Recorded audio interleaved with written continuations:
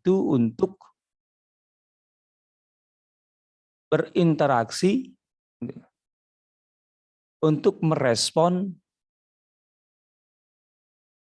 satu fikrah, gagasan-gagasan besar dari luar. Di masyarakat yang dibangun oleh Rasulullah SAW di Madinah, di Mekah kemudian di Madinah, itu masyarakat yang tercerahkan karena faktor luar. Yaitu ada gagasan-gagasan baru, gagasan-gagasan besar baru yang mereka dapatkan dari wahyu, yaitu Al-Quran. Jadi yang melahirkan masyarakat muslim itu karena nuzulnya Al-Quran. Ini malam 17 ya, malam nanti. Bagi yang 17.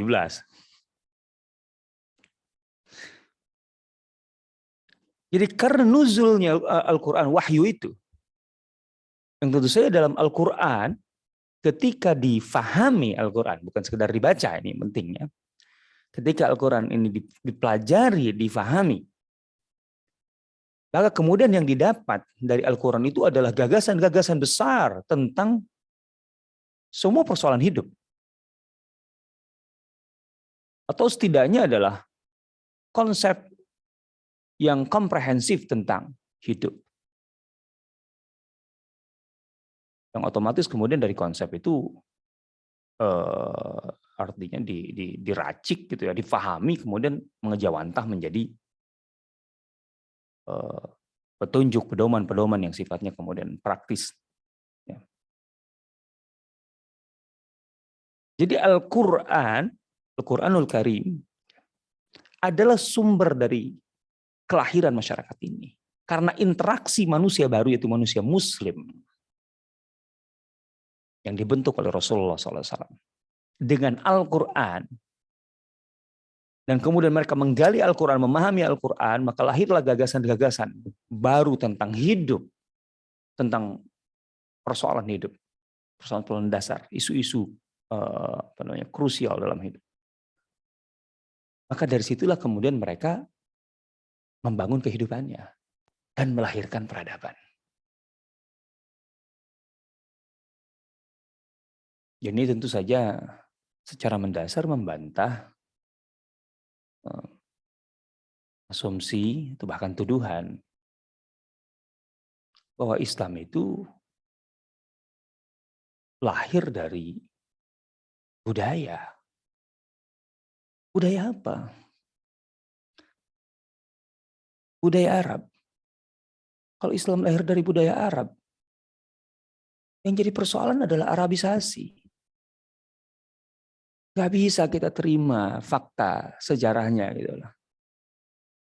Arabisasi bisa dalam 100 tahun kemudian membentuk suatu masyarakat yang tunduk pada satu sistem. Dari Spanyol, Portugal, Iberia sampai ke perbatasan Cina.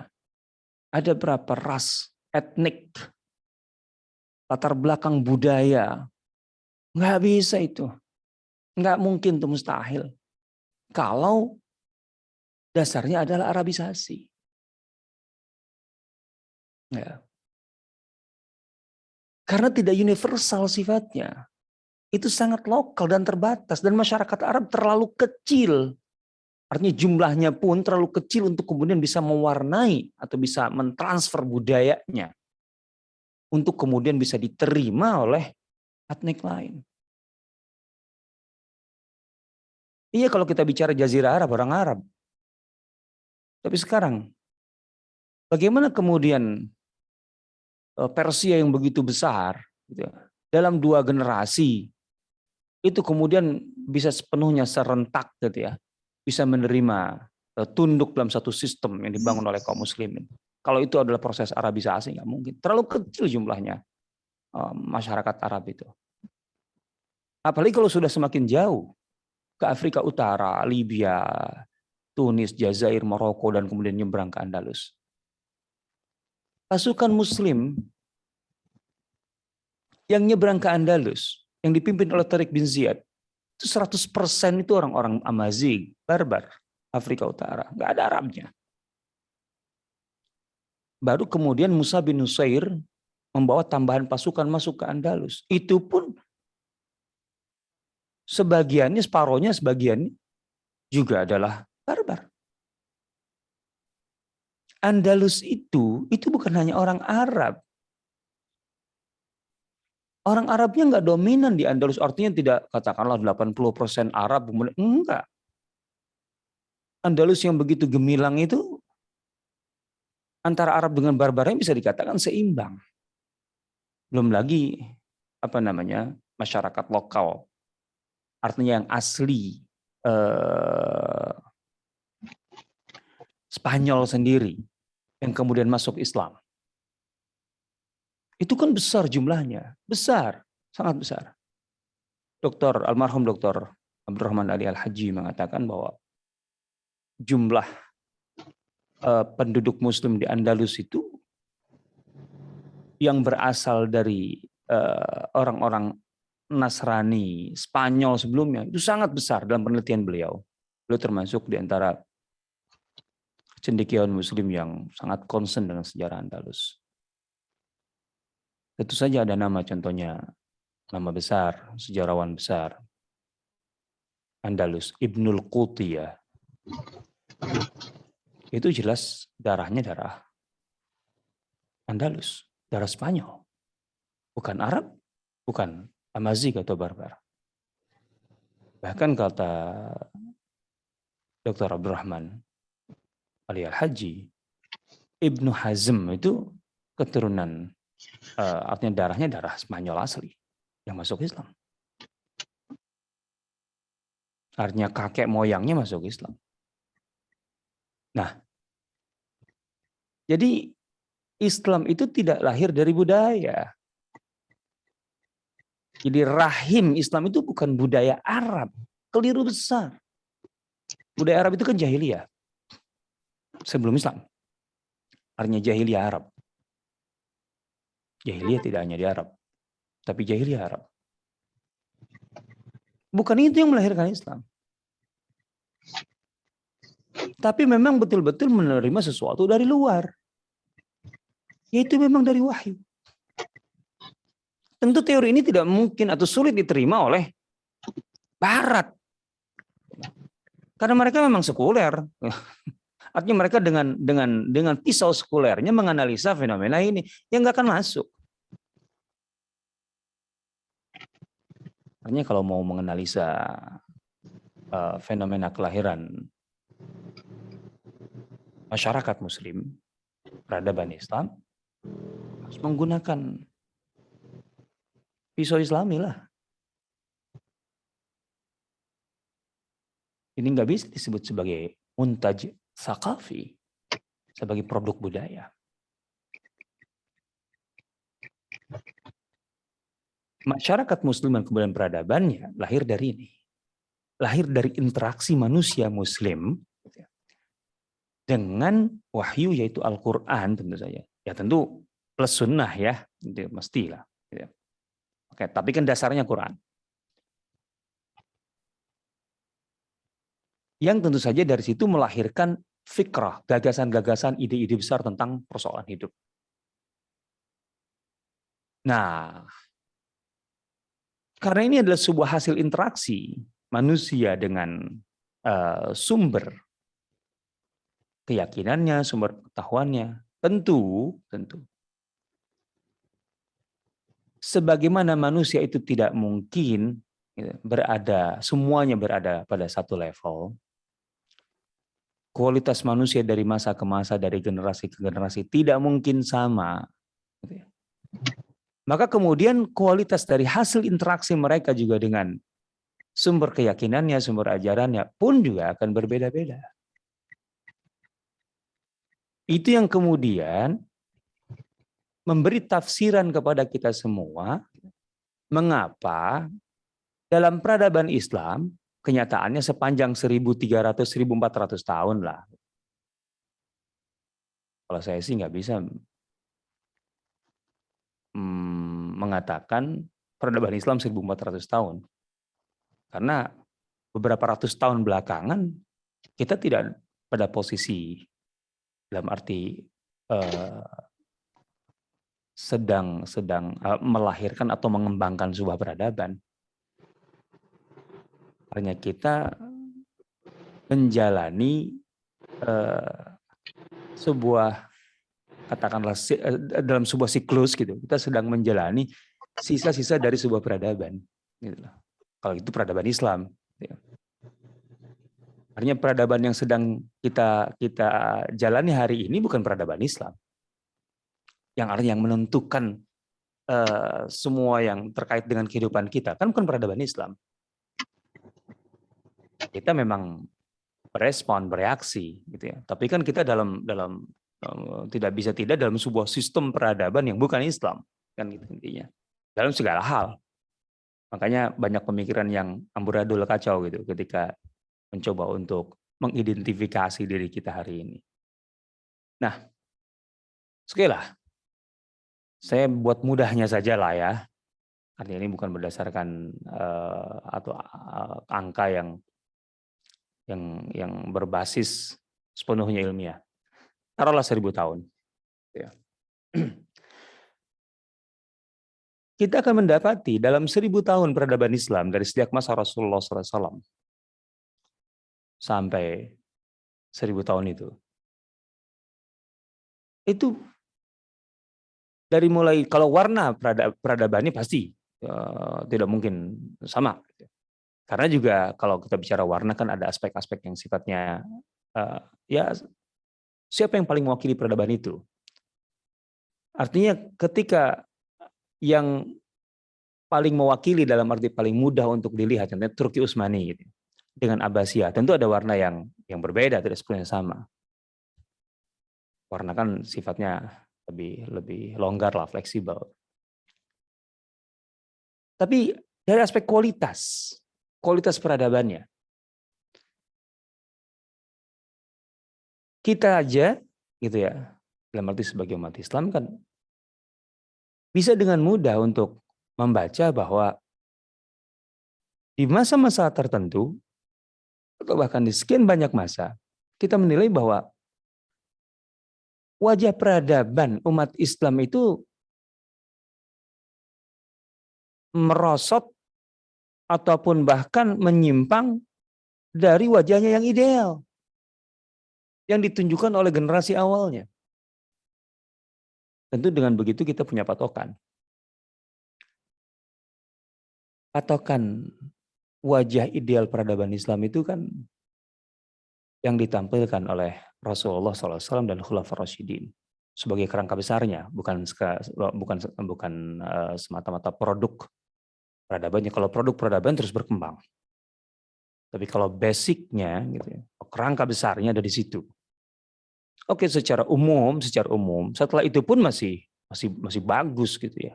Walaupun ada kekurangan di 1-2 bidang atau ada kemunduran ataupun ada penyimpangan di 1-2 hal. Tapi secara umum masih oke. Taruhlah sampai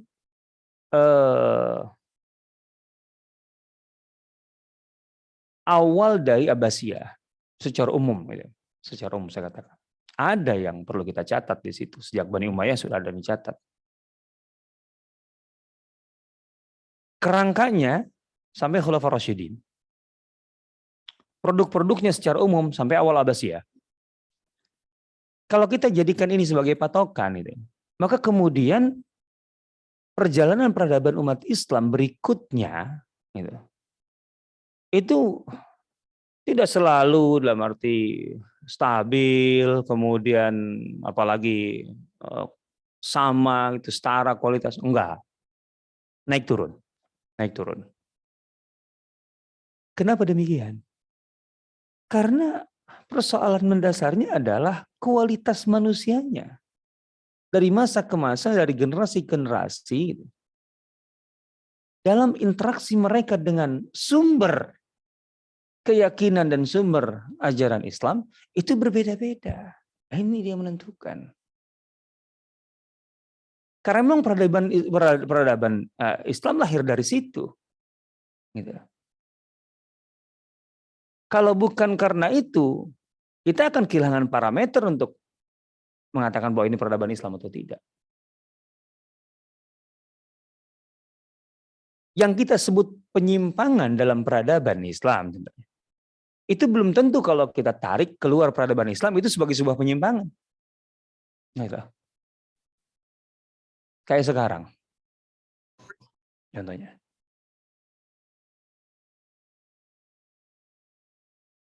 Yang mudah saja. Negara sepenuhnya bergantung kepada rakyat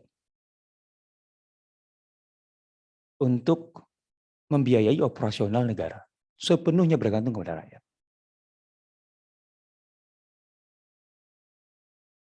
Bisa dikatakan ya, hampir seluruh beban keuangan negara APBN itu dari rakyat. Rakyat yang membiayai. Kemudian semua yang terkait dengan urusan publik, negara yang mengendalikan. Contohnya pendidikan.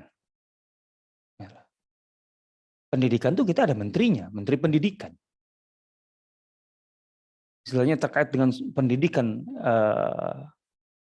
rakyat Indonesia itu ya bergantung pada departemen pendidikan. Baik itu yang umum ataupun yang agama.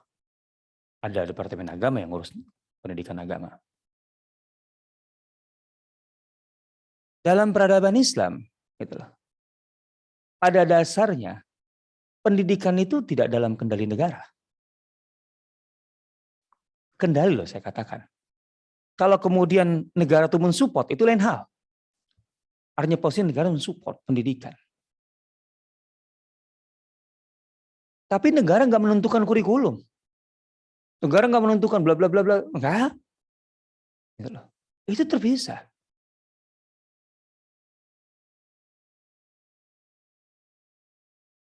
Banyak sekali sektor-sektor publik yang sekarang ini dikendalikan negara, dulu enggak. Termasuk operasionalnya. Banyak sekali sektor-sektor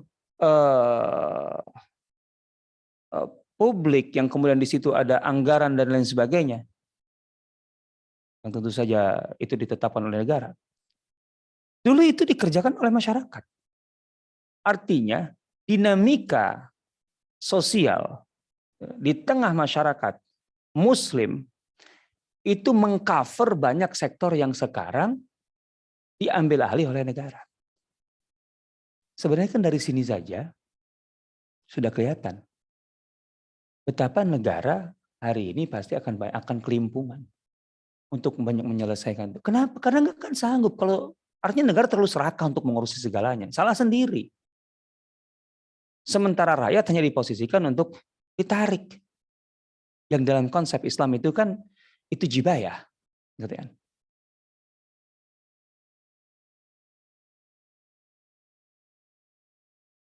Utsman bin Affan, para Khulafaur Rasyidin pada umumnya, baik itu dalam pernyataan mereka ataupun praktek mereka, yang kemudian diungkapkan oleh Umar bin Abdul Aziz contohnya.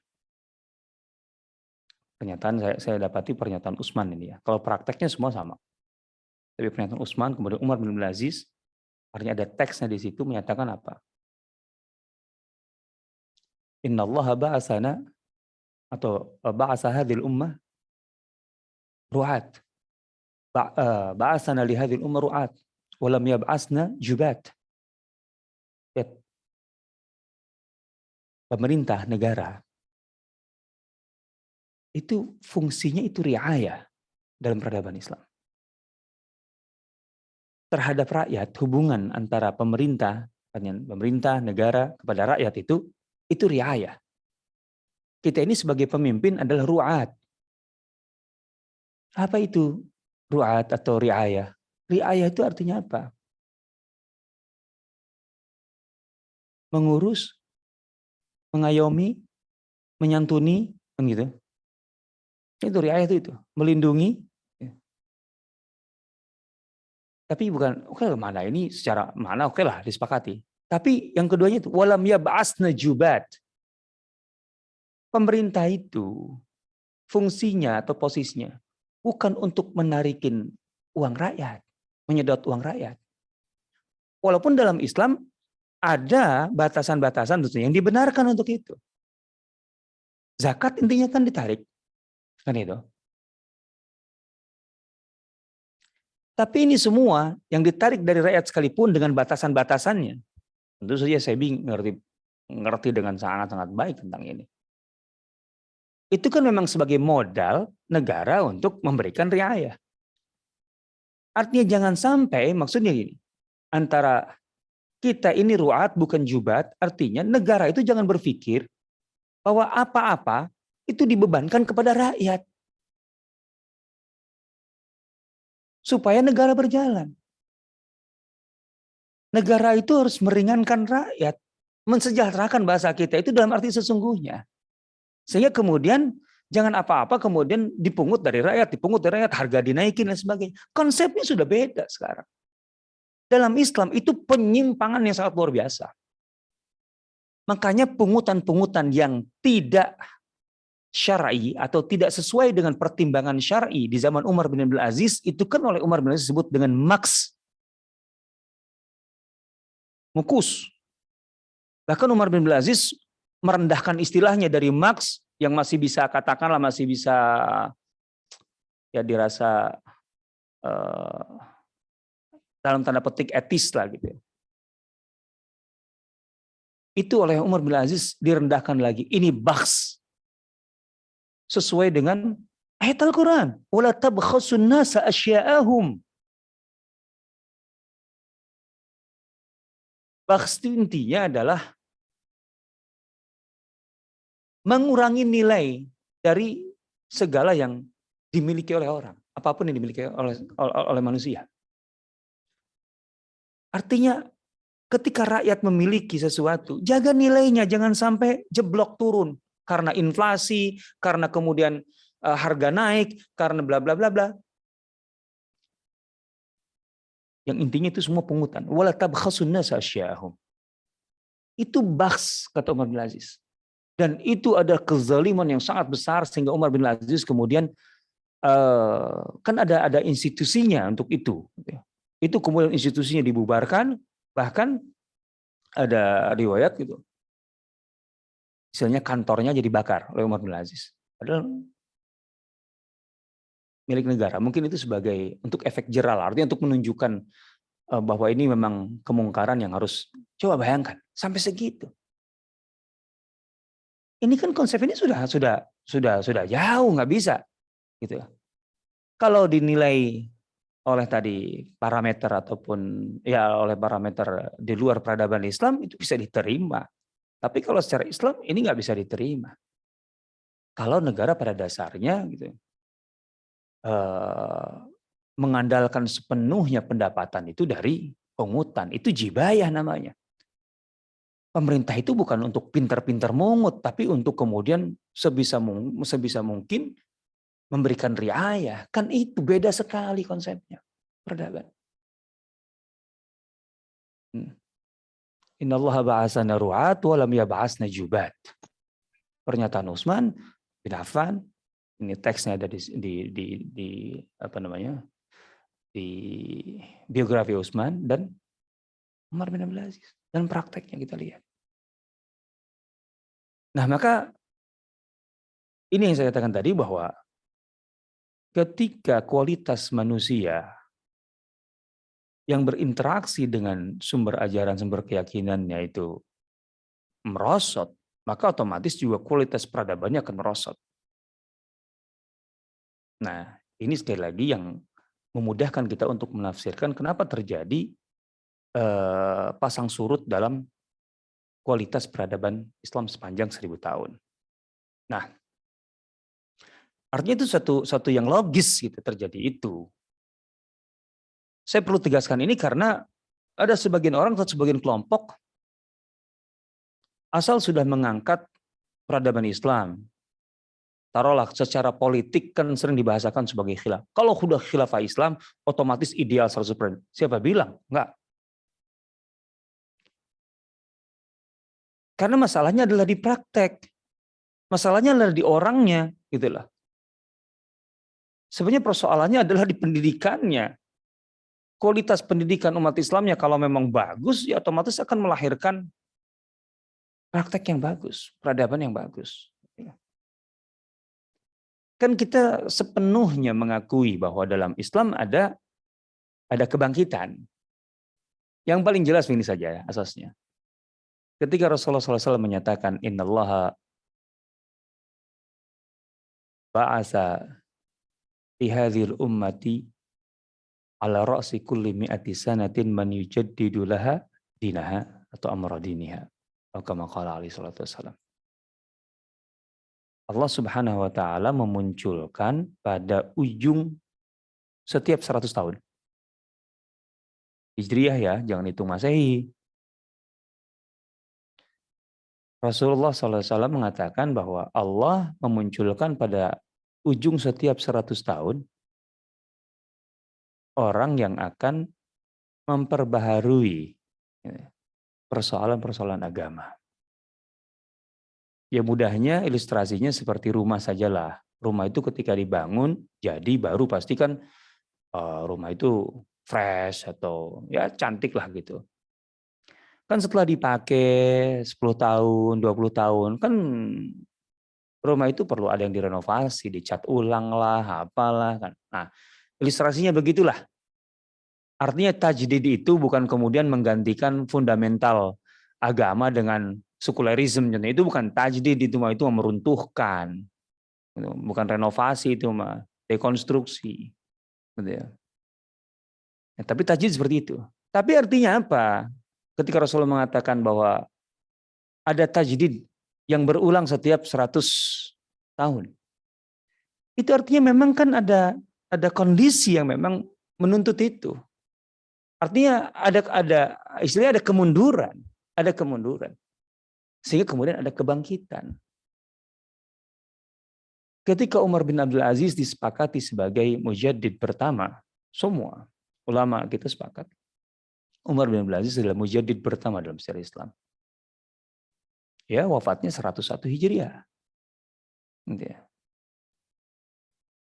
Ini karena memang yang dilakukan Umar bin Abdul Aziz adalah perbaikan, islah, dan pembaruan atas katakanlah sekian penyimpangan, gitu loh, kemunduran dan lain sebagainya yang terjadi sebelumnya. Ya tentu saja oleh Bani Umayyah, karena sebelumnya Khulafaur Rasyidin tentu saja. Artinya selama kurang lebih 60 tahun, gitu ya, 50-60 tahun, adanya kemerosotan, katakan penyimpangan, itu yang kemudian diperbaiki, gitu ya, direnovasi untuk dikembalikan wajah peradaban Islam itu seperti Khulafaur Rasyidin. Makanya Sufyan Ats-Tsauri rahimahullah menyebut Umar bin Abdul Aziz adalah Khulafaur Rasyidin yang kelima, Khamis al-Khulafaur Rasyidin. Gitu ya. Karena memang mengembalikan ke performa yang sama, kurang lebih penampilan yang sama. Nah, kemudian kan terjadi lagi kemunduran. Ini kalau kita bicara yang sifatnya menyeluruh politik dan sebagainya. Tapi kan dalam berbagai bidang yang lain, contohnya pemikiran. Bisa dikatakan hampir sepakat para ulama bahwa mujaddid kedua adalah Imam Asy-Syafi'i yang wafat pada tahun 204. Karena dalam bidang pemikiran itu, pemikiran Imam Asy-Syafi'i yang tertuang dalam Risalah itu menjadi modal umat Islam yang sangat luar biasa untuk menyelesaikan persoalan pemikiran sebelumnya, yang tentu saja sepanjang abad kedua itu ada challenge, benturan antara logika akal dengan nas, yang kemudian secara ekstrim dipisahkan oleh Mu'tazilah.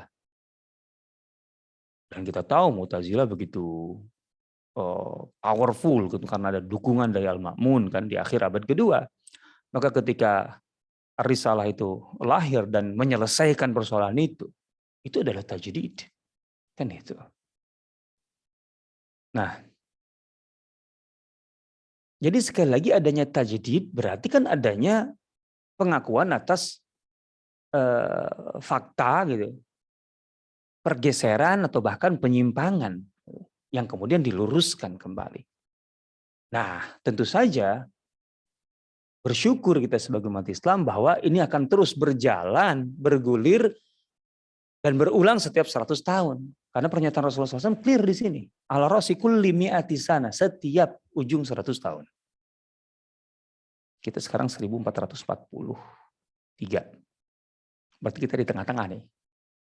Artinya kita di posisi generasi yang mengantarkan, insya Allah generasi yang mengantarkan kemunculan atau kehadiran tajdid ini untuk di ujung 1400-an, 480, 490. Lebih kurang itulah gambarannya. Nah,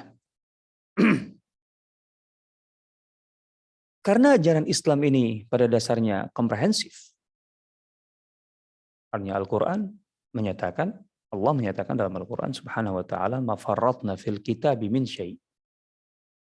Min syai'. Apapun. Pada dasarnya konsep batasan-batasan kerangkanya, frameworknya, itu ada dalam Al-Quran. Artinya manusia menghadapi apapun, kapanpun, dan sampai kapanpun yang terbarukan dalam hidupnya. Itu kalau kemudian menggali konsep Al-Quran akan menemukan jawabannya. Pasti. Karena memang Al-Quran diturunkan oleh Allah Subhanahu wa Ta'ala sebagai pedoman untuk seluruh urusan kehidupan manusia sampai kiamat. Artinya masalah relevansi Al-Quran itu jangan ditanya. Dari awal dasarnya itu. Cuma masalahnya, kok kita tidak menemukan relevansi? Kan kitanya masalahnya tadi, kualitasnya. Kitanya. Bukan di Al-Quran tidak ada. Umar bin Khattab aja menggali konsep BUMN dari surah Al-Hasyr kan. Walladzina ja'u min ba'dihim. Dari situ. Ya dari ayat-ayat sebelumnya, ayat 6 tentang fai'. Kemudian terakhir walladzina ja'u min ba'dihim. Sehingga kemudian waktu itu kasusnya tanah Sawad Irak, itu tidak dibagi-bagi kepada tentara sebagai ghanimah. Tapi sebagai kekayaan negara yang menjadi sumber pendapatan permanen bagi negara. Kan itu. Kan belum ada sebelumnya. Sumber pendapatan negara yang permanen. Kan nggak ada sebelumnya. Umar. Ini konsep BUMN kan. Badan usaha milik negara. Nah. Itu dari surah Al-Hasyr. Ya karena memang kualitas yang menggalinya adalah Umar bin Khattab, Ali bin Abi Thalib, Utsman bin Affan, Abdurrahman bin Auf gitu. Jadi itu. Nah, karena Islam itu komprehensif. Sehingga pada dasarnya pemikiran yang lahir atau yang digali dari gagasan-gagasan ide dari ajaran Islam itu pun komprehensif. Maka yang inilah yang kemudian melahirkan keunikan dari fenomena peradaban Islam. Coba kita definisikan Umar bin Khattab sebagai pribadi dalam kapasitasnya juga sebagai pemimpin negara. Umar ini kan bisa dikatakan pemimpin besar umat Islam yang betul-betul menghadapi tantangan pada masanya. Yang luar biasa. Menaklukkan Persia, menaklukkan Romawi. Di saat yang sama. Dan bagaimana kemudian antara Jazirah Arab, Persia, Romawi dengan segala isinya yang bermacam-macam itu, dari aspek materinya sampai administrasinya, manajemennya, dan sampai pemikiran, produk pemikirannya, latar belakang keyakinan budayanya, itu kemudian semuanya dirangkum gitu loh, dan kemudian manage dalam satu sistem. Bagaimana bisa efektif? Dan memang buktinya kan efektif. Perkembangannya sangat luar biasa, pesat sekali zaman Umar. Padahal Umar punya waktu kurang lebih dari 10 tahun pemerintahan, itu sekitar 5 tahun gitu loh, untuk betul-betul bisa memanage. Karena kan 5 tahunnya, pertamanya kan gejolak, dalam arti masih peperangan. Artinya membangunnya cuma 5 tahun. Tapi kan kita tahu semua hasilnya. Luar biasa. Kokoh, kuat, secara ekonomi juga luar biasa. Umar sudah membagi-bagikan apa namanya uang negara ke rakyatnya karena surplus.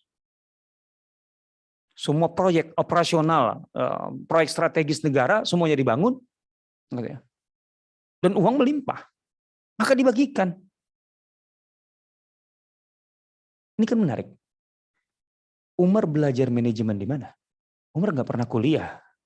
Radhiyallahu ta'ala anhu nggak pernah kuliah di Romawi, di Persia sebagai peradaban yang eksis sebelumnya dengan semua sistem manajemen dan sebagainya, kan nggak pernah.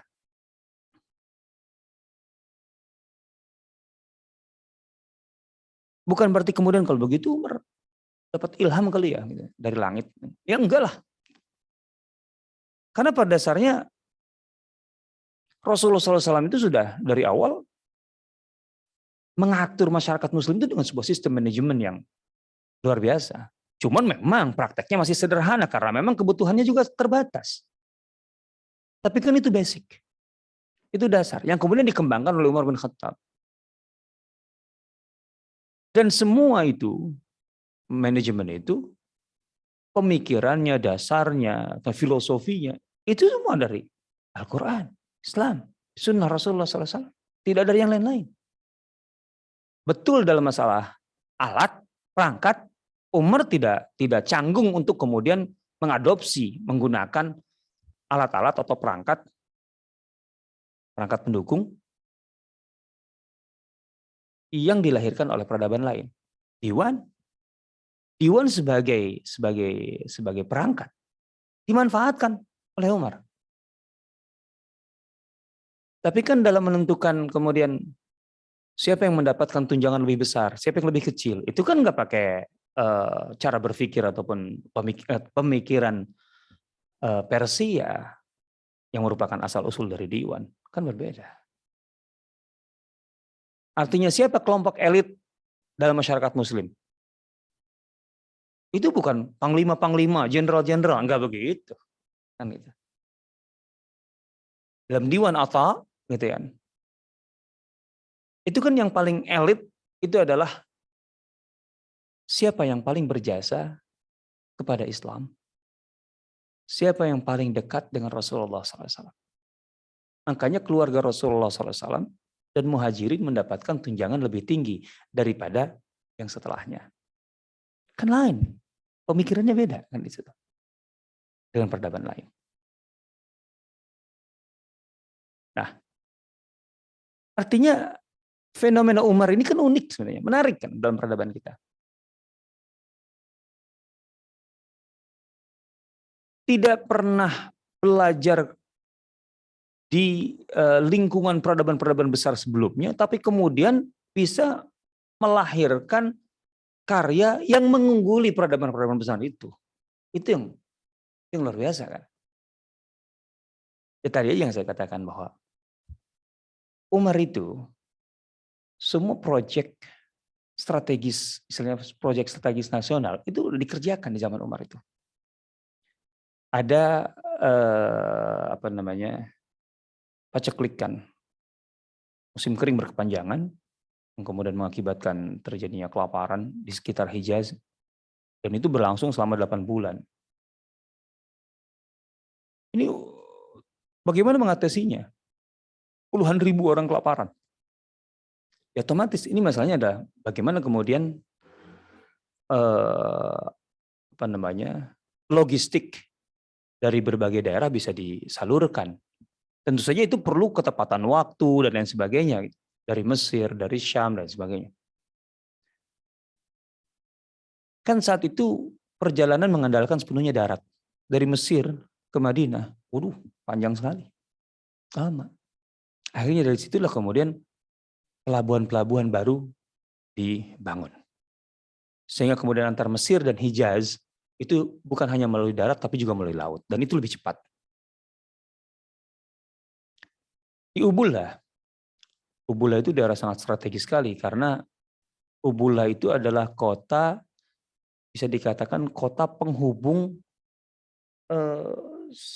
jalur dagang strategis di tengah.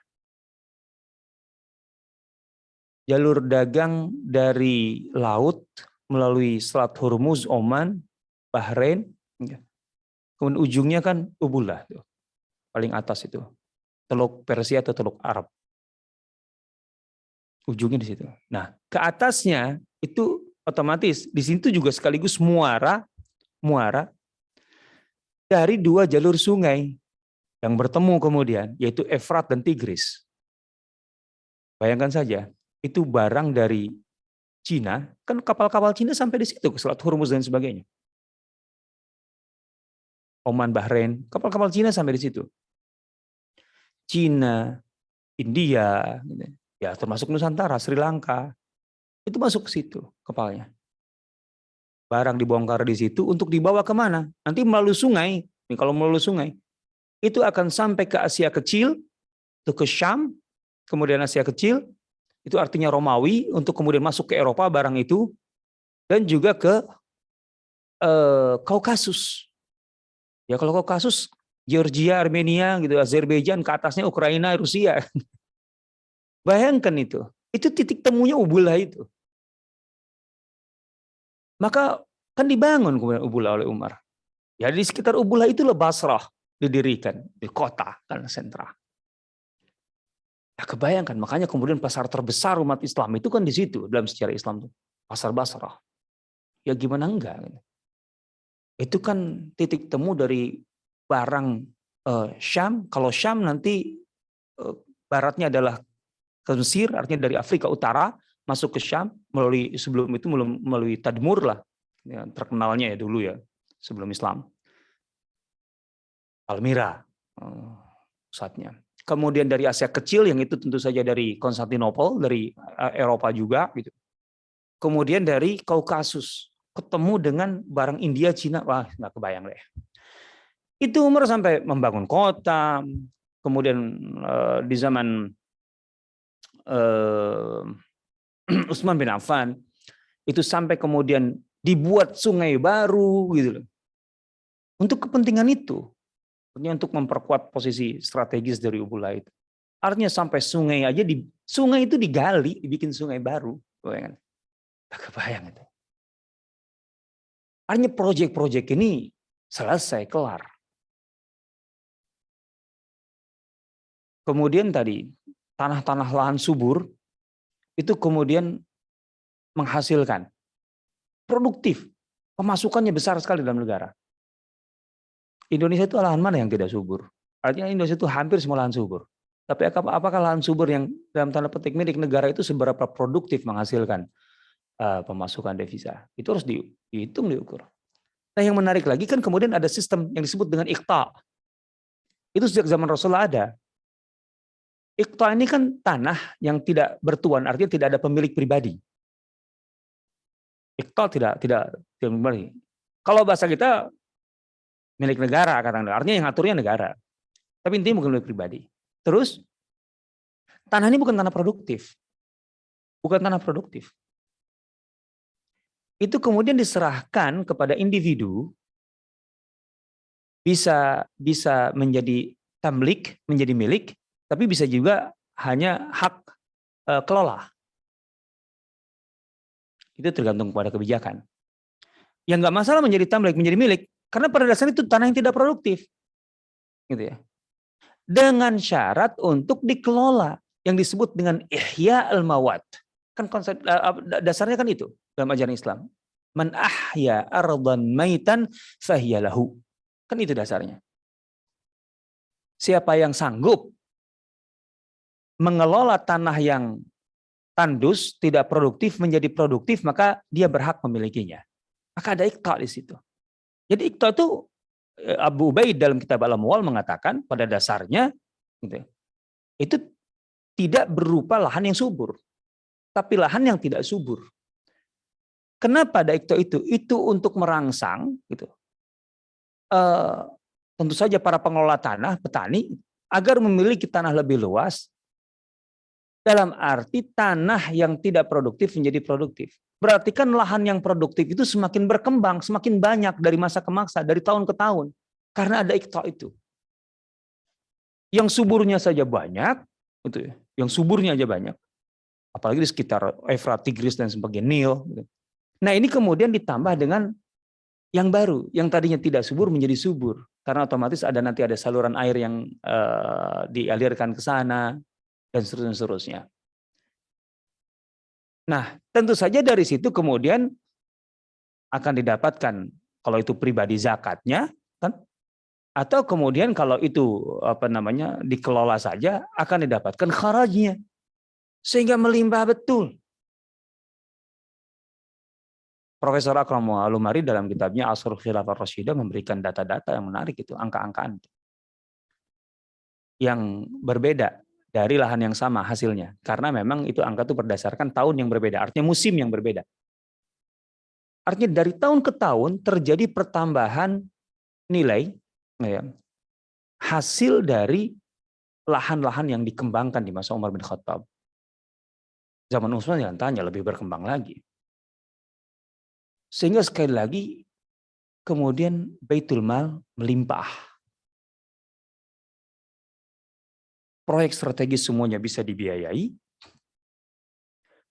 dan uang masih banyak. Maka dari situlah kemudian muncul kebijakan baru, yaitu membagikan uang negara kepada rakyat. Ini berdasarkan apa? Bukan sekedar pemikiran lepas Umar bin Khattab. Enggak, ini dasarnya apa? Islami, ada yang diserap, yang diambil dari sumber ajaran Islam, sumber keyakinan Islam, yaitu dari Al-Quran. Umar mengatakan al-malu malullah. Harta negara itu bukan harta tidak bertuan, sehingga pemerintah bisa semena-mena gitu menganggarkan seenaknya untuk hordeng lah, untuk apalah, gitu ya. Al-malu malullah, ada pemiliknya, yaitu Allah. Artinya jangan macam-macam ya, pemiliknya Allah. Kamu korupsi punya Allah, mau diapain kan? Kayak itu aja udah jelas ya, beda. Kan beda kalau ini uang dari mana? Dari pemerintah. Ya sudah, makainya sembarangan kalau sudah sampai di bawah di lapangan. Kan memang departemen yang bersangkutan harus membagikan kan gitu. Penting ada laporan kan. Tapi bagaimana di lapangan kejadian, enggak semua bisa diaudit dengan baik. Kemudian, itu kan udah anggaran memang harus habis. Al-malu malullah. Harta negara, kekayaan negara adalah milik Allah. Termasuk ini Baitul Mal. Wan nas, rakyat, iyalullah, adalah tanggungan Allah. Itu dasarnya. Jelas ini Qur'ani, wa ma min dabatin fil ardi illa 'ala Allahi rizquha. Semua yang ada di bumi ini kan Allah yang menjamin rezekinya. Nah, Umar memahami posisi dia sebagai pemerintah khalifah di mana dalam hal ini antara rezeki yang diciptakan oleh Allah dan rezeki itu memang disediakan oleh Allah untuk makhluknya. Ketika itu adalah berupa kekayaan negara, wa inna ma'ana, aku sebagai pemimpin, sebagai pemerintah, Qasim, aku yang menyalurkan harta atau kekayaan Allah kepada manusia yang merupakan tanggungan Allah. Maka uang negara Baitul Mal itu dibagikan. Coba sekali sekarang ya ini yang terakhir.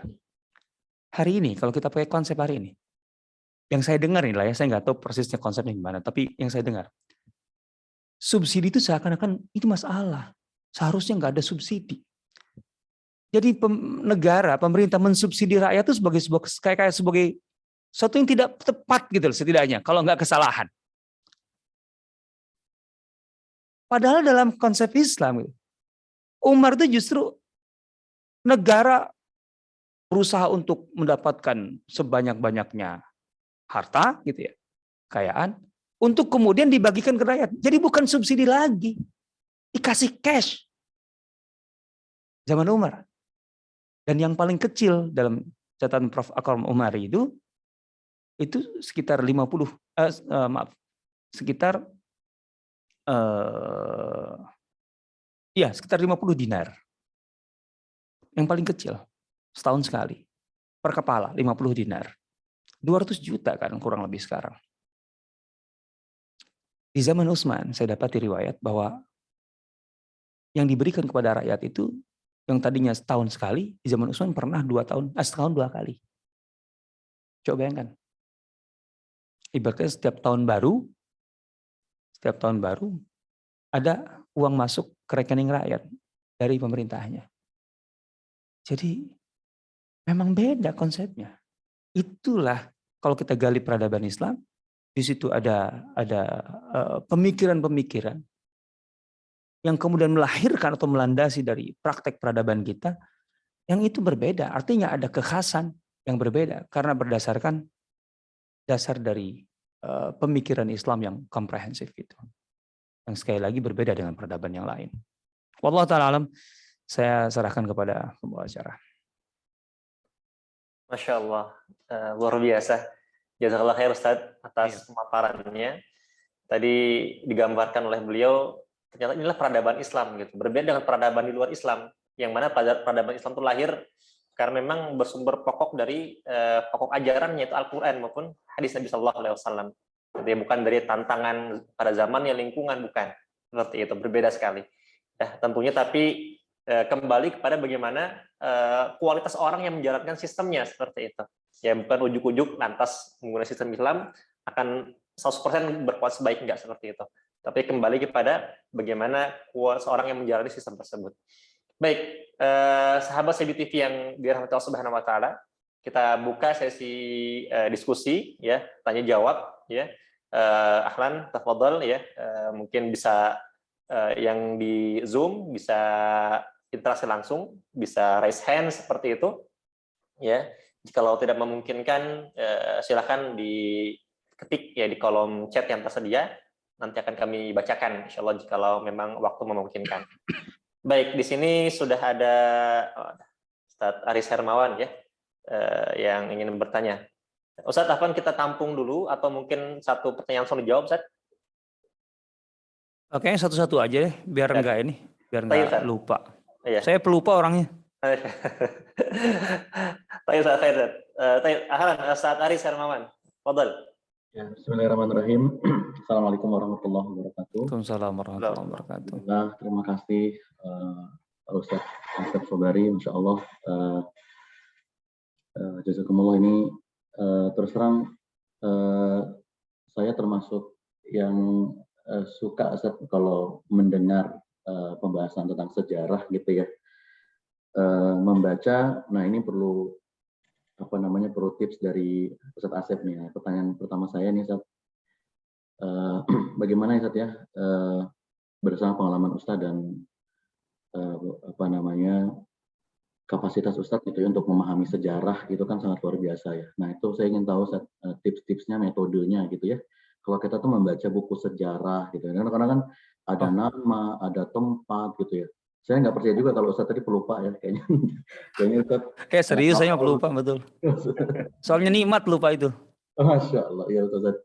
Jadi masalah nama segala macam itu kadang-kadang kita udah baca gitu ya terus ya kadang lupa lagi. Nah saya ingin tahu Ustadz metodenya seperti apa saja kalau kita membaca sejarah itu agar kemudian sejarah itu tadi ya bisa kemudian menjadi inspirasi dan tadi ya ternyata memang sejarah itu akan membuat kita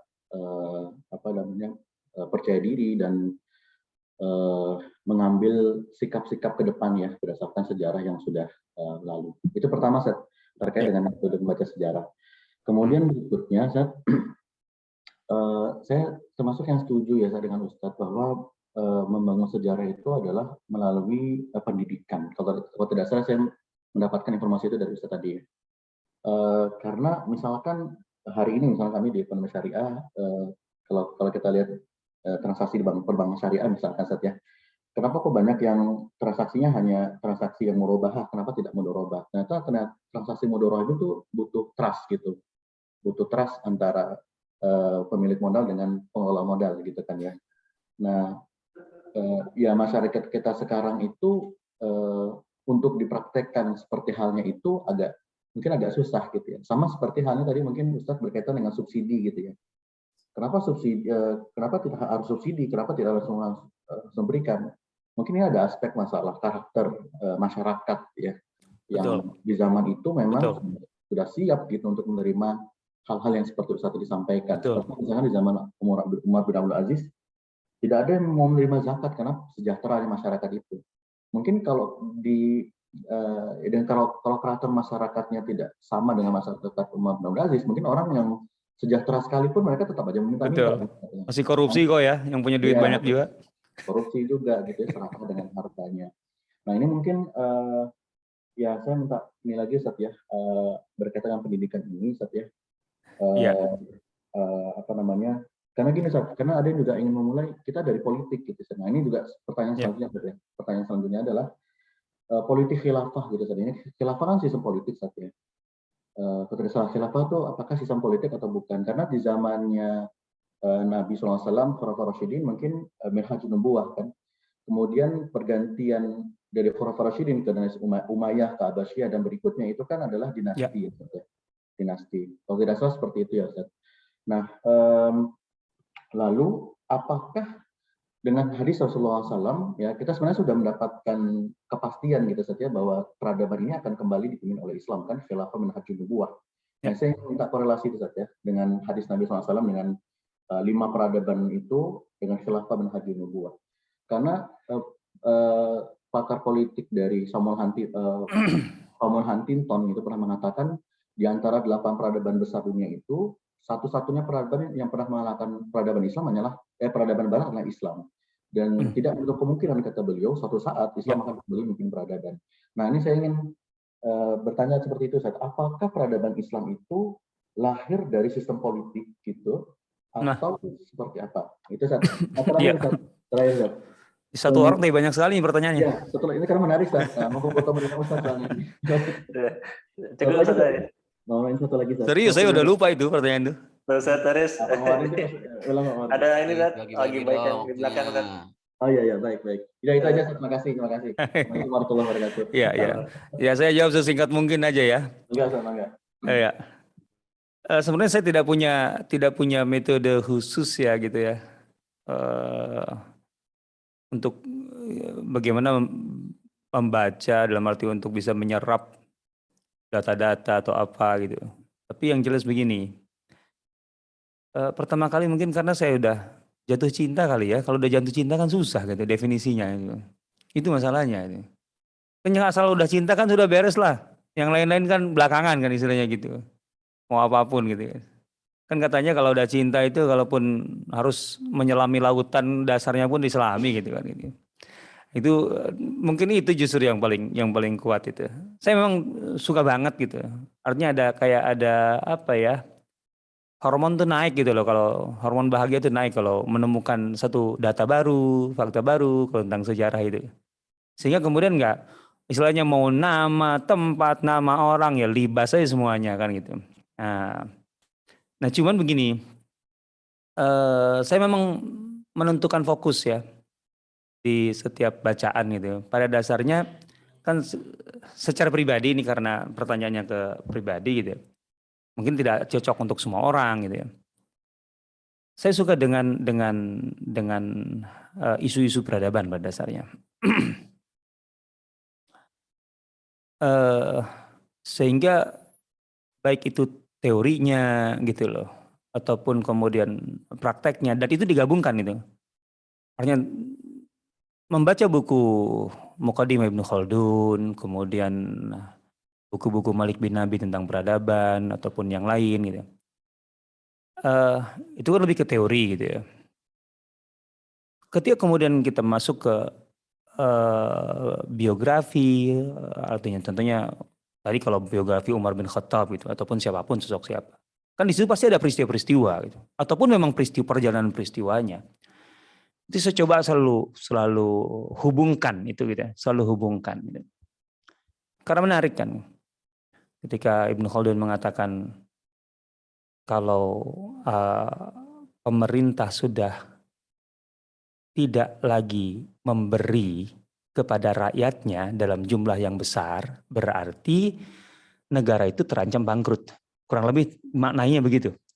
Artinya Ibnu Khaldun mengungkapkan bahwa salah satu tanda-tanda negara itu bangkrut itu ketika tidak bisa memberi, gitu, memberi. Karena memang pada dasarnya kan konsepnya negara itu memberi kepada rakyat, gitu ya, bukan narik, gitu loh.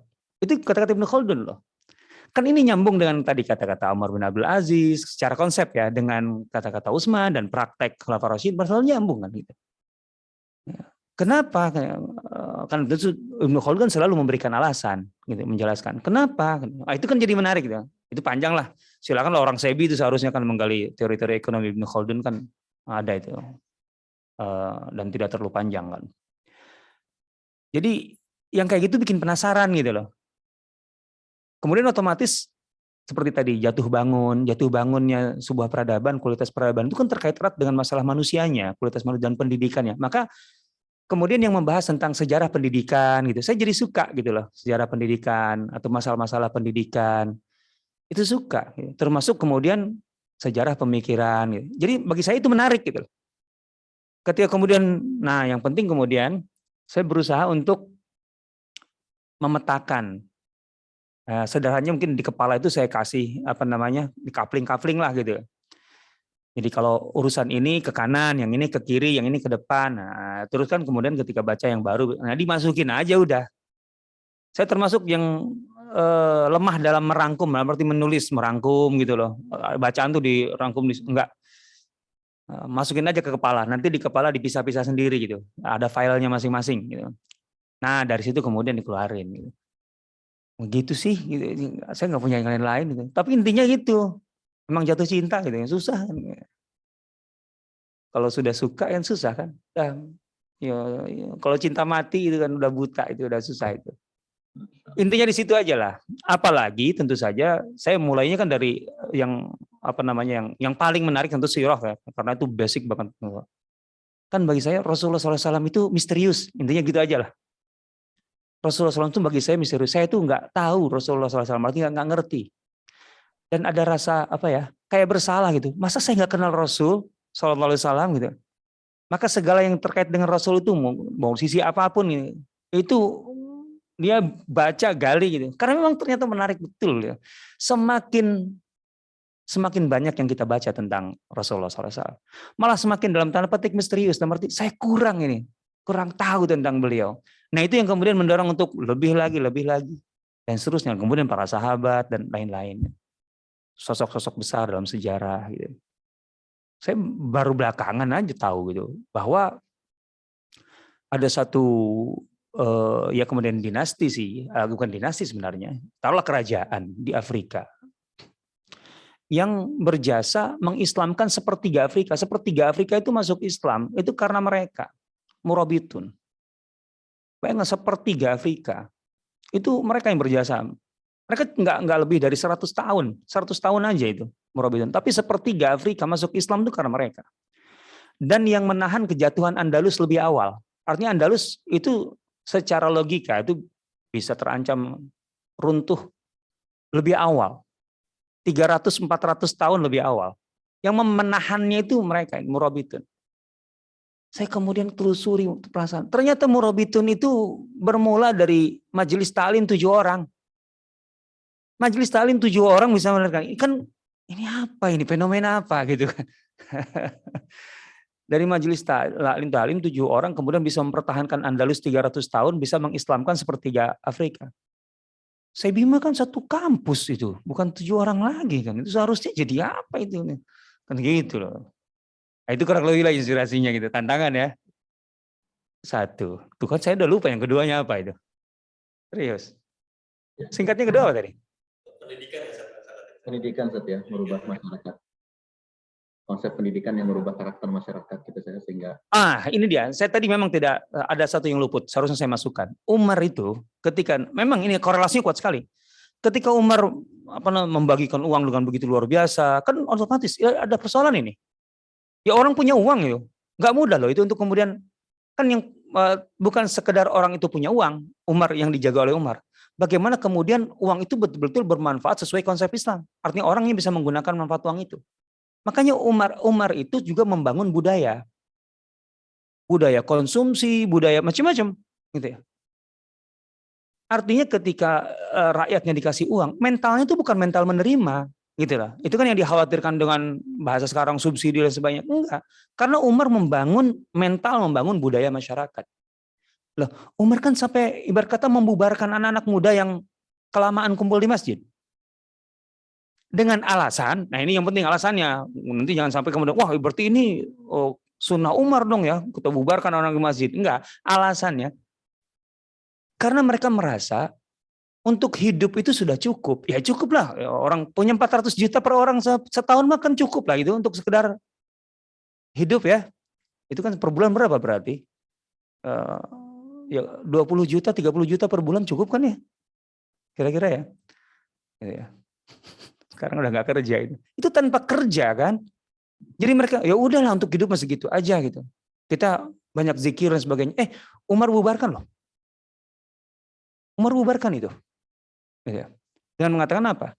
Kalian pikir apa langit menurunkan hujan emas? Terus ketika Umar melihat beberapa pedagang, terutama Quraisy, kan Quraisy memang dasarnya DNA pedagang. Itu kemudian mulai ibarat kata pensiun dini, tidak mau lagi berdagang dan menyerahkan perdagangan mereka kepada pembantu-pembantu, budak-budak saat itu, mawali.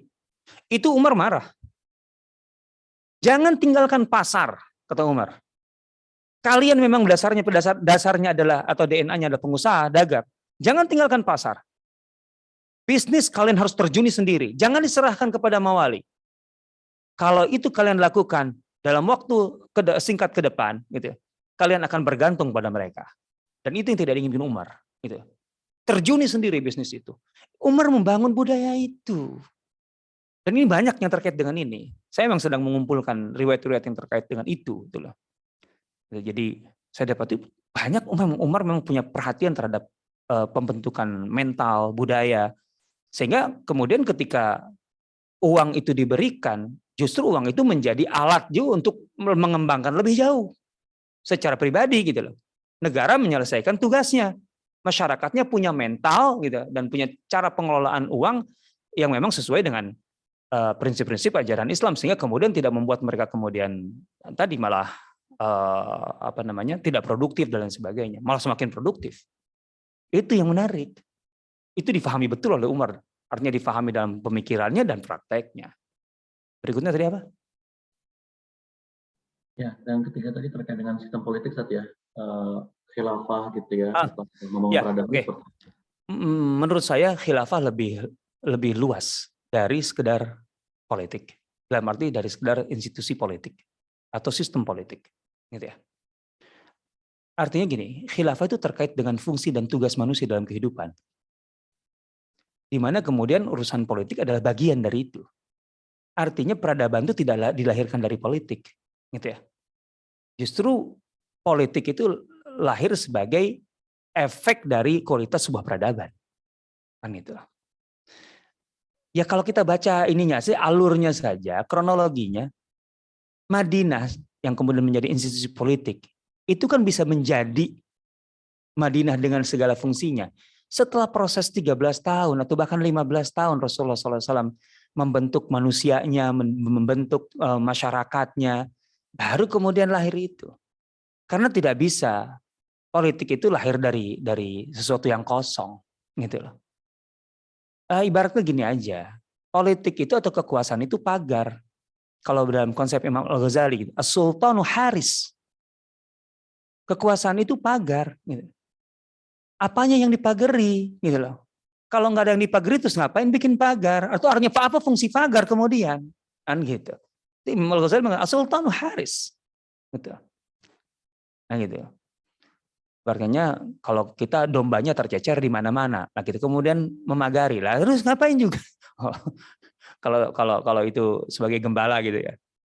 Kalau dombanya sudah terkumpul, kita pagari, baru berarti ada yang kita lindungi kan gitu. Itu mungkin analogi itulah yang memudahkan ya. Saya tidak bicara lebih jauh tentang itu. Wallahu ta'ala. Cukup Ustaz Aris ya. Ustaz Aris. Suaranya kurang jelas di saya. Cek satu, suara jelas kan? Kalau di saya jauh sekali, kayak jauh banget. suaranya. Saya pakai headset kedengaran. Ah ya dia. Nih. 1 2 cek. Oke, terus lanjut. 1 cek. Jelasan suaranya, Seth? Kedengaran cuman masih jauh. Tapi nggak apa-apa. Lanjut aja. Silakan ke penanya berikutnya, Kang Muhammad Wildan. Ahlan. Silakan, monggo Kang Wildan. Siap, Ustaz. Sebelumnya jazakallahu khairan Ustaz telah memberikan insight baru yang sangat menarik terkait dengan kompleksitas peradaban pada masanya Umar gitu Ustaz. Adapun yang pengen Anda tanyain Ustaz terkait dengan kemunduran Islam Ustaz. Kemunduran peradaban Islam gitu. Yeah. Bagaimana yang kita ketahui kan tradisi sains dan ilmu pengetahuan puncak-puncaknya itu ada di tahun 800 sampai 1100 Masehi Ustaz. Dan mungkin banyak faktor ini Ustaz, faktor yang emang mempengaruhi kayak misalkan datangnya Mongol dan banyak faktor lain. Tapi ada salah satu pendapat yang mengatakan bahwa Imam Al-Ghazali lah salah satu faktor pemundur gitu ya Ustaz. Nah, terkait hal ini bagaimana pandangan Ustaz? Imam Ghazali itu kapan? Masanya?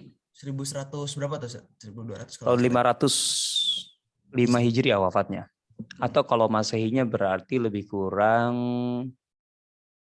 abad ke-11 ya. Lebih kurang ya, abad ke-11 lebih 11-12 lah. Sekarang pertanyaannya. Ini untuk mudahnya aja lah, karena ini panjang nih. Ini kan tentu saja terkait dengan masalah sikap Imam Al-Ghazali terhadap filsafat. Kan gitu. Kan sebagai menuding bahwa Imam Al-Ghazali itu istilahnya membunuh filsafat dalam arti rasionalitas gitu ya, tradisi rasional gitu ya. Sementara itu adalah modal yang paling penting untuk pengembangan ilmu dan sains, kan gitu. Tentu saja ini satu persoalan tersendiri. Artinya, benarkah Imam Al-Ghazali itu dalam arti membunuh filsafat dalam arti kemudian anti rasional, gitu ya, rasionalitas, menolak metode empiris, penalaran dan lain sebagainya? Itu persoalan tersendiri itu. Gitu ya. Tapi yang lebih mudah karena memang saya bertolak dari sejarah. Sekarang ini aja sederhananya. Memangnya setelah masa Imam Al-Ghazali itu abad ke-6, abad ke-7, abad ke-8 Hijriah. Itu atau abad 12, 13, 14. Apakah kemudian perkembangan ilmu dan atau sains dalam Islam itu betul-betul mandek, mati karena mengikuti fatwa Imam Al-Ghazali? Kan gitu pertanyaan. Katakanlah begitu, atau karena pengaruh pemikiran Imam Al-Ghazali. Kan itu yang perlu kita buktikan. Kan enggak. Artinya sebenarnya pada abad-abad itu masih terus berkembang. Masih terus kok, penemuan masih berterus. Betul kalau kita bandingkan, memang tidak sekuat pada abad 9, abad 10 Masehi, gitu ya. Baik itu di timur maupun di barat, di Andalus ataupun di katakanlah Baghdad dan lain-lain, bukan hanya Baghdad. Memang tidak sekuat masa itu. Akan tetapi bukan berarti pada abad-abad berikutnya setelah Imam Al-Ghazali, karena kan tadi titik penentunya Imam Al-Ghazali kan, itu bukan berarti kemudian mati, berhenti, enggak. Masih terus kok. Coba baca tentang perkembangan kedokteran katanya. Gitu ya, Tarikh At-Tibb. Saya pernah mengangkat sih, tapi masih pembahasan di awal-awal itu tentang perkembangan ilmu kedokteran di abad-abad awal. Tapi dari buku yang ada, gitu, bahwa perkembangan kedokteran itu masih berlanjut. Dan yang paling mudah lagi sebenarnya, sejarah Turki Utsmani itu kan setelah itu jelas. Karena berdirinya Turki Utsmani itu sudah abad 13. Apakah sains dan perkembangan ilmu itu betul-betul artinya atau tidak berkembang di zaman Turki Utsmani? Wah enggak, di zaman Turki Utsmani masih Masih kuat, apalagi di masa-masa puncaknya sampai abad 15, abad 16. Arsitektur, kedokteran, kemudian masih. Itu menunjukkan pertama tidak mati yang penting. Gitu ya. Tidak mati. Bahwa kemudian kualitasnya atau kemudian katakanlah kalau dibandingkan dengan sebelumnya masih lebih kuat sebelumnya, kan ada faktor lain dan banyak faktor lain. Terutama menurut saya yang paling menentukan dalam perkembangan terutama ini keilmuan dalam arti sains ya, yang itu membutuhkan pertama objek gitu ya. Artinya bukan pemikiran seperti tafsir atau apa gitu kan. Artinya objek penelitian dan lain sebagainya, laboratorium, kemudian perangkat-perangkat. Itu yang dibutuhkan adalah stabilitas politik. Stabilitas masyarakat lah, politik sosial. Kan setelah Imam Al-Ghazali perang salib gitu ya. Itu kan dunia Islam pada dasarnya sulit untuk dikatakan stabil dan tenang. Gejolak politiknya dahsyat kan. Perang salib kan nggak berhenti. Ketika Imam Al-Ghazali kan masih berlanjut. Masih Salahuddin tahun 580-an itu. Dan nggak berhenti di situ. Masuk tahun 600-an Mongol gitu kan. Dan itu menyeluruh di seluruh dunia umat Islam. Gitu ya. Andalus itu punya persoalan tersendiri, tidak tersentuh Mongol, tapi ada Tawaif fenomena yang intinya chaos 100 tahun Andalus itu. Gitu loh. Dan setelah itu kemudian kerajaan-kerajaan Katolik dari utara semakin menguat, gitu ya. Sehingga kemudian selalu Andalus dalam tantangan militer sampai kemudian terakhir Granada, kan itu. Nah, artinya bahwa kondisi politik dan sosial yang tidak stabil itu pasti berdampak terhadap kualitas penelitian, perkembangan keilmuan. Kan perlu ada anggaran besar di situ. Ketika anggaran besar tersedot untuk kegiatan militer, berapa porsi yang diberikan kepada ini? Nah, tapi tetap saja sekali lagi fakta atau kita bisa mendapatkan data bahwa sains Islam masih terus berkembang, berjalan dan berkembang di berbagai belahan dunia setelah masa Al-Ghazali. Bahwa kemudian perkembangannya tidak sepesat sebelumnya bukan semata-mata faktor Al-Ghazali. Gitu loh. Saya rasa itu tudingan yang tidak berasas, gitu ya, tidak berasas. Secara fakta tidak faktual. Tidak faktual, gitu. Di Maroko masih ada pertumbuhan perkembangan sampai masa-masa Alawiyin di awal-awal itu. Itu artinya kan jauh setelah Imam Al-Ghazali, gitu ya. Kan sudah Bani Marin, kemudian Sa'adin, kemudian Alawiyin. Jadi kalau kita menggali lebih banyak fakta, insya Allah kita akan dapatkan bahwa ya tepatnya tudingan itu tidak berdasar. Tidak berdasar. Kalau memang tidak sepesat sebelumnya, iya, jelas. Dan itu karena banyak faktor. Wallahu ta'ala alam. Baik, jazakallah khair. Mudah-mudahan terjawab Kang Wildan ya, insyaallah. Ustadz, sudah 10.37 Ustadz. Memang masih ada pertanyaan Ustadz. Kira-kira apakah masih memungkinkan atau kita cukupkan Ustadz? Sampai 45 lah. Baik. Alhamdulillah, Masya Allah. Itulah khair Ustadz. Ini Ramadan Karim. Masya Allah. Ada dari Uda Sepki ya, Dr. Uda Sepki Mardian ingin bertanya. Ya, Fadal Uda Sepki. Baik, bismillahirrahmanirrahim. Assalamualaikum warahmatullahi wabarakatuh. Assalamualaikum warahmatullahi wabarakatuh. Terima kasih Ustaz Asep Subari ya atas penjelasannya terkait dengan sejarah. Saya sekarang juga sedang senang juga baca sejarah ya, tapi sama ya penyakitnya dengan Ustadz Haris tadi gitu, menghubungkan antar peristiwa itu seperti apa gitu ya, sehingga apa yang dibaca Ustadz jadinya lupa lagi gitu, kecuali harus balik lagi gitu ya, dan segala macamnya gitu ya. Terutama sekarang saya lebih banyak mengikuti sejarah-sejarah sebetulnya tentang tokoh-tokoh Islam Indonesia ya, masa lalu seperti Nasir, Hamka dan segala macamnya. Masya Allah, ya. Dan yang lain. Penting itu. Nah, Ustaz, cuma ini ada pertanyaan seperti ini ya, ketika misalnya berdiskusi dengan beberapa pihak gitu ya, atau kadang-kadang di keluarga, dengan keluarga besar gitu diskusi, ada satu adagium yang mungkin Ustaz juga bisa memberikan pandangan gitu ya, bahwa sejarah itu adalah ditulis oleh pemenang, Ustaz. Gitu ya, kata yang sering kita lihat, sejarah itu ditulis oleh pemenang, artinya sejarah itu ya tergantung kita dapatnya dari mana gitu ya.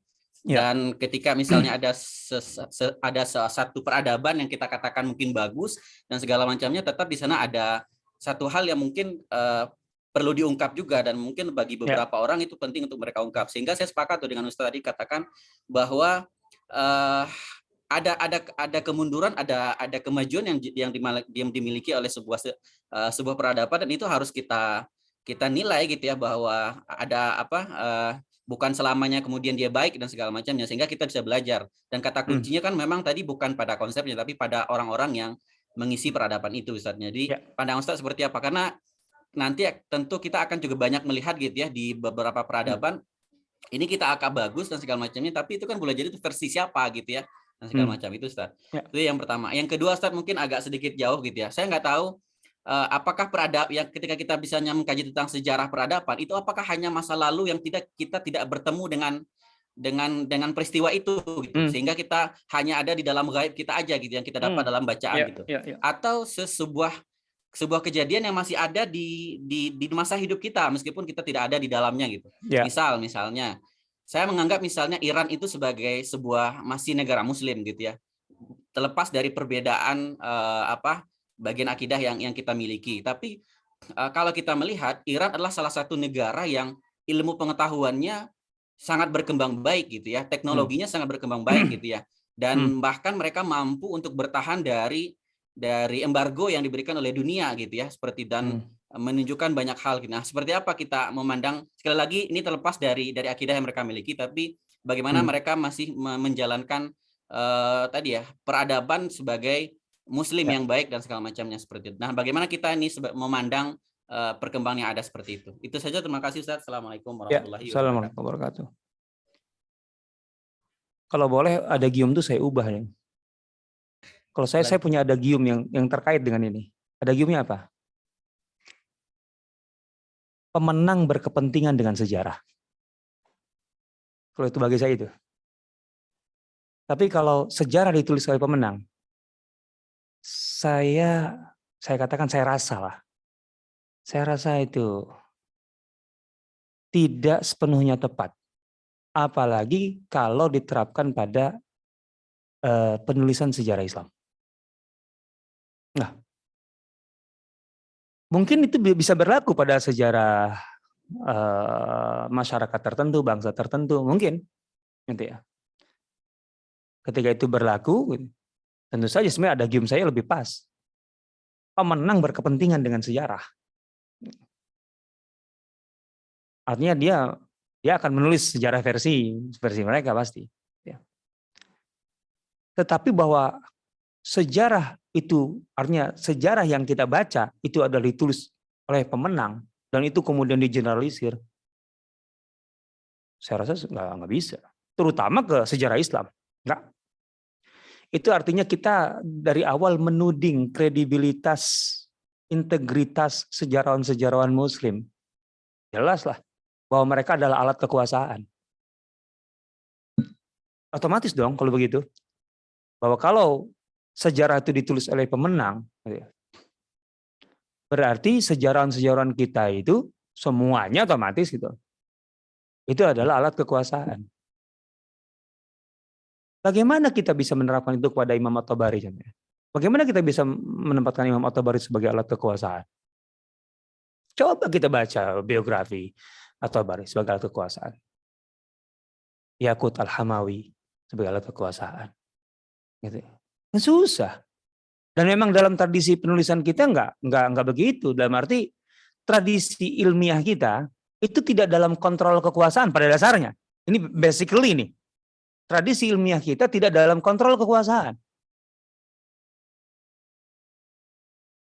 Betul ada sejarawan-sejarawan yang dekat dengan penguasa. Itu sih kita tidak nafikan. Al-Yaqubi ada di artinya di ring satu kekuasaan, gitu ya. Kemudian siapa lagi? Ya banyak juga, gitu ya. Tapi bukan berarti kemudian mereka terkooptasi dari awal. Sekali lagi pada dasarnya ya, pendidikan dalam Islam itu tidak dalam kendali kekuasaan. Sehingga otomatis penguasa tidak bisa mendikte ulama atau penulis sejarah untuk kemudian maunya ini. Nggak bisa begitu. Itu bukan proyek soalnya. bukan project. Kalau project sih bisa gitu, nggak boleh keluar dari ini ya, gini kan bisa itu. Kayak penulisan tentang 11 Maret yang terakhir, serangan 11 Maret, itu kan project gitu loh. Tapi kan dulu tidak seperti itu pola hubungan antara ulama, antara sejarawan atau secara umum pendidikan gitu ya, keilmuan dengan kekuasaan, enggak seperti itu hubungannya. Nggak bisa. Ibnu Katsir. Apakah Ibnu Katsir itu dalam kendali pemerintah Mamalik? Nggak bisa. Dengan Bidayah wa Nihayahnya. Belum lagi kita tahu tentang integritas itu. Bahwa pada dasarnya para ulama kita punya integritas untuk mulai dari memverifikasi gitu ya, kemudian menyatakan gitu ya, atau menampilkan segala sesuatunya tentang fakta sejarah apa adanya gitu, apa adanya sesuai yang mereka terima. Tentu di sini ada persoalan masalah sanad ya, isnad gitu ya. Artinya dalam tarikh At-Tabari itu banyak peristiwa yang artinya setelah diteliti di dalam tarikh At-Tabari itu faktanya tidak begitu. Kita harus pahami metodologi penulisan tarikh At-Tabari. Imam Tabari sendiri sudah menyatakan di mukadimahnya bahwa segala yang ada di dalam bukunya itu aku ambil gitu ya. Aku kutip gitu ya dari sumbernya. Artinya Imam At-Tabari menyampaikan sanadnya. Sehingga kalau kamu dapatkan di dalamnya, di dalam buku ini gitu. Hal-hal yang tidak mungkin secara logika aja diterima gitu ya. Itu bukan berarti memang aku mengafirmasi itu memang itu yang benar, itu faktanya, enggak. Ini semata-mata karena memang inilah yang dikatakan si fulan sumbernya. Memang beda, penulisan sejarah pada masa-masa itu tidak seperti ketika kita sekarang hari ini. Ketika kita menulis tentang sejarah, kan kita ingin mengatakan bahwa inilah yang terjadi, kan gitu prinsipnya. Kalau zaman itu enggak, ketika menulis buku sejarah seperti Imam Tabari enggak. Inilah yang dikatakan si fulan tentang peristiwa ini. Kalau si fulan begini, kalau ini segini. Makanya kalau di kitab Imam Tabari contohnya, kalau kita baca satu peristiwa, kita akan bingung. Loh, ini yang benar yang mana? Ini ada 5 pendapat yang berbeda. Bukan berarti kemudian itu semuanya memang pandangan Imam Tabari, enggak gitu. Kita harus pahami itu. Gitu ya. Nah, dengan begitu kemudian sulit kalau kita simpulkan bahwa sejarah ditulis oleh pemenang. Dalam tradisi penulisan sejarah kita itu bukan proyek pemerintah pada dasarnya. Ya, pada dasarnya bukan proyek pemerintah. Kalau ada kecenderungan atau ada pengaruh dalam 1-2 hal, yes, ya itu manusiawi wajar. Tapi kalau secara artinya dari outline-nya semuanya itu adalah proyek politik, ya enggak lah, gitu ya. Itu pun kalau kita kemudian suka membaca dalam arti jalan-jalannya agak jauh membandingkan, kita akan tahu kok ketika yang ini punya kecenderungan dan kemudian katakanlah ya melebihkan atau menggambarkan, mengemas pemerintah di masanya itu begitu, nanti bisa kita cek oleh melalui yang lain bahwa begini-begini bisa kok. Kita verifikasi bisa, insya Allah bisa. Gitu ya. Para ulama kita saling mengkritik itu biasa kok. Gitu ya.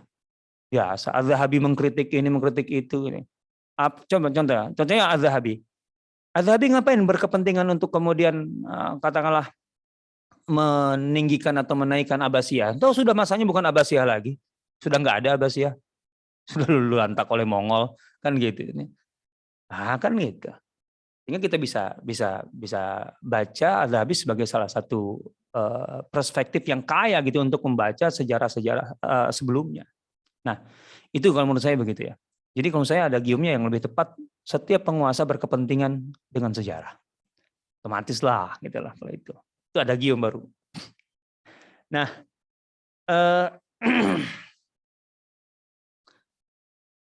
aduh kok lupa lagi yang berikutnya. Iran Sat. Hah? Oh, kok ke Irannya? Ini masalah besarnya atau masalah Iran ya nih kasusnya gitu loh. Begini. Salah satu yang ini terkait dengan pertanyaan pertama tadi. Salah satu yang membuat saya suka dengan sejarah itu begini. Saya meyakini satu hal. bahwa kehidupan ini tidak terputus. Masa lalu, masa kini, dan masa akan datang itu tidak terputus. Itu bukan 3 ruang yang berbeda. Itu nyambung. Itu nyambung. Ya konsepnya jelas. Wal tanzur nafsun ma qaddamat lighad. Itu tidak 3 masa itu. Wal tanzur, nazar di sini itu masa kini. Fi'ilnya fil mudhari itu. Wal tanzur nafsun, ya sekarang lakukan itu, masa kini. Nafsum ma qaddamat, yang lalu, lighad. Lakukan hari ini, ya. Lakukan sesuatu hari ini dengan apa? Dengan engkau menimbang masa lalu untuk katakanlah menciptakan masa depan. Itu nyambung. Sederhananya begini. Yang terjadi hari ini adalah ujung dari akumulasi kejadian masa lalu. Ya kan nggak mungkin tiba-tiba masa kini, kan nggak mungkin kan. Tiba-tiba masa kini nggak mungkin. Apa yang terjadi hari ini, yang sedang berlaku hari ini, adalah ujung dari akumulasi persoalan-persoalan masa lalu, perjalanan masa lalu. Nah, sekarang tinggal kita mampu menilai hari ini. Penilaian kita hari ini Indonesia itu sedang baik-baik saja atau tidak? Kan gitu pertanyaannya. Kalau kemudian kesimpulan, oh baik-baik saja, ya sudah, dimati saja semuanya. Artinya pura-pura bahagia lah istilahnya gitu. Tapi kalau kemudian, oh tidak baik-baik saja. Nah kan kemudian, kok bisa kejadiannya tidak baik-baik saja? Yo kita telusuri. Ibarat sebuah perjalanan, ada permulaan, titik permulaan, ada ujung otomatis ya, tujuan. Ketika kita sudah memulai, kan kita tahu tujuannya di mana. Tapi di tengah jalan, bisa jadi kita menyimpang dari jalan itu. Sehingga kemudian tujuan itu semakin gak jelas gitu. Sekarang tujuan pendidikan nasional itu apa? Tujuan ekonomi nasional itu apa? Kan itu kan jelas ada dalam Undang-Undang Dasar. Nah, bisa jadi kita menyimpang sehingga semakin jauh dari tujuan. Nah, ketika kita menyimpang, mau apa yang kita lakukan? Ah, peduli amat dengan masa lalu. Lanjut aja hidup. Lanjut aja terus. Sampai kejerumus ke jurang kan? Pasti kan logikanya. Mau tidak mau mundur dong. Setidaknya apa? Kita temukan titik pertama kita menyimpang itu di mana. Itulah kita harus mundur ke sejarah. Kan gitu. Nah, setelah kita bisa menentukan, oh dari titik itu kita menyimpang, ayo balik ke situ untuk kemudian melanjutkan perjalanan sampai tujuan yang sudah kita rencanakan. Gambarannya begitu. Masalah Iran, masalah lain lagi lah, itu kasus artinya. Itu aja lah. Allah Ta'ala. Mau lanjut atau mau balik dulu ke belakang? Baik, jazakallah khair ya Ustaz Sobari dan juga Ustaz udah set Ibrahim insyaallah di penutup dari pertanyaan sesi diskusi. Alhamdulillah Ustaz sudah lewat dari 21 menit Ustaz insyaallah.